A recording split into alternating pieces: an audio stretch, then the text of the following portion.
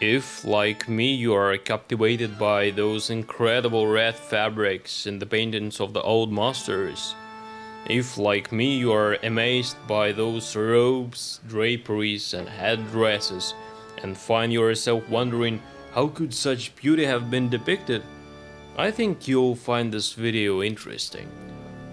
My name is Nick, this is my art channel, and let me introduce you to the star of today's episode, the king of red pigments, vermilion.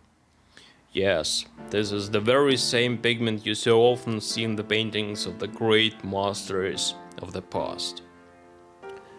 But first of all, I want to note that the paint you see on your own screen right now isn't real vermilion, but merely a modern imitation. We'll be talking about the historical pigment, but we won't neglect modern equivalents. We'll evaluate them as well. So, what exactly is real vermilion? Vermilion is a mineral formed by the reaction of mercury and sulfur. Here is its chemical formula. You may also heard of cinnabar, which is also a mercury sulfide, and now you are wondering what's the difference between them. It's very simple. From a chemical standpoint, they are the same substance, mercury sulfide. The difference lies in their origin. While cinnabar is a natural mineral, vermilion is a synthetic pigment produced artificially. Cinnabar has a dark red color, sometimes with a brownish tint. The color could vary depending on the deposit. Vermilion, on the other hand, was brighter and had a characteristic fiery orange hue. It is believed that artists preferred it precisely because of its color, which was brighter and more saturated than that of natural cinnabar. And most importantly, it was predictable. It always turned out the same, with no variation in color depending on the deposit. Cinnabar has been known to humanity since ancient times. This pigment was widely used as far back as antiquity and in ancient China. Incidentally, it's known that it was in China where people first learned to synthesize mercury sulfide, and this was as early as the 1st century before Christ. In other words, vermilion actually had a history spanning more than 2000 years.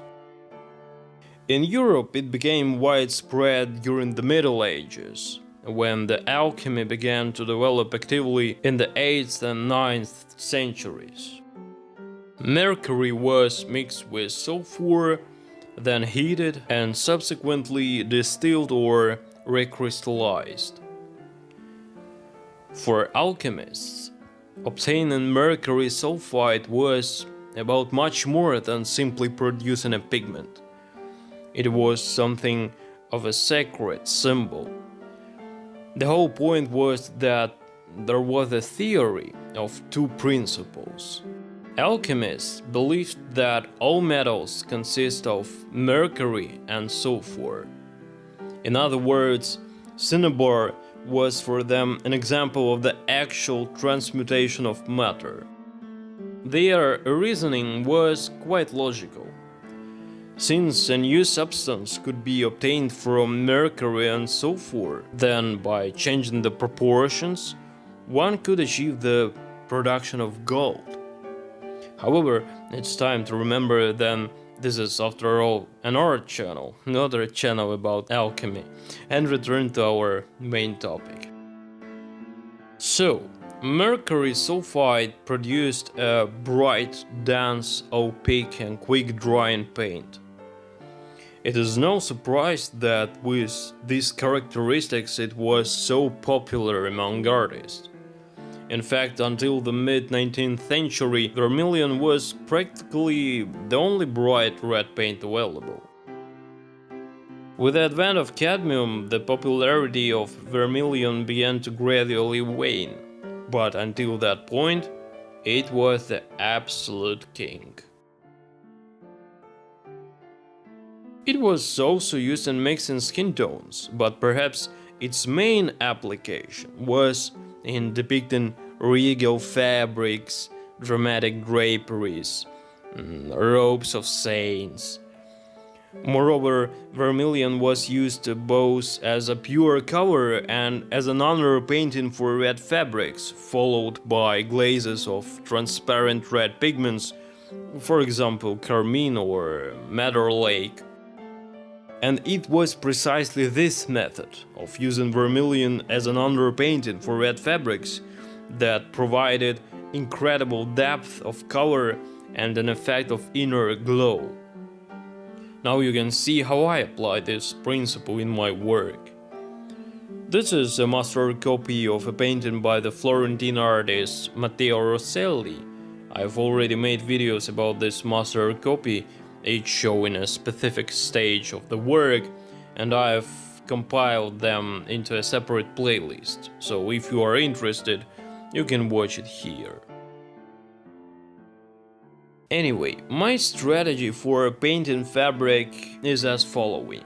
Over a monochromatic brown underpainting, I apply a layer of vermilion, which in turn serves as an underpainting for subsequent glazes. For the light areas, I use vermilion both pure and mixed with white to extend the tonal scale. The white pigment gives the fabric a slightly pinkish tint, but that doesn't bother me, because that's exactly how I want the fabric to look. And after it dries, I apply a thin transparent layer of madder lake, which will give the entire fabric a rich wine red hue. And if I wanted the fabric to lean more toward bright orange, instead of white I would add, for example, yellow ochre, so as not to create pink but to preserve a rich fiery red color. For the shadows I use a mixture of vermilion and burnt umber. This will allow me to preserve the depth and warmth of the shadows. I will also glaze over them later, for example with Van Dyke brown, I think, or even something even darker. So what can we say about the pros and cons of this paint? We've already mentioned the pros. It's bright, opaque and quick drying, but it also has two drawbacks. The first is its high toxicity due to the presence of mercury in its composition. And the second is that genuine vermilion and cinnabar darken over time as the result of photochemical and chemical changes in mercury sulfide under the influence of light and the environment.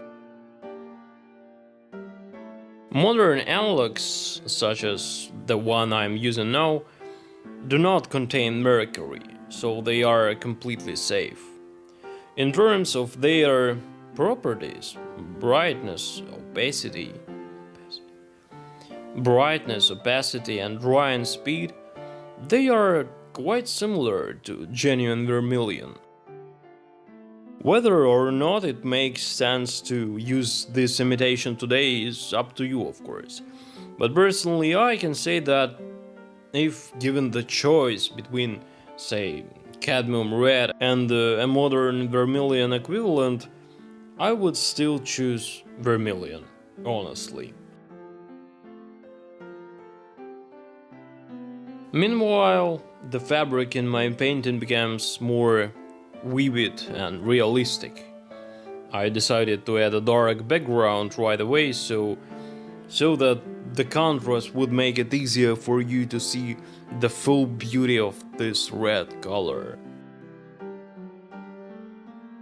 As I mentioned earlier, once this layer is completely dry, I will start glazing to achieve the effect that so captivates us in the paintings of the great masters of past centuries. If you'd like to see the continuation of this process, let me know in the comments and I'll make another video dedicated to glazing. I think this might be interesting because for me, the glazing stage has always been the stage where the magic happens and the painting begins to come to life. And now, I wish you all the best and see you in the next episodes. Bye.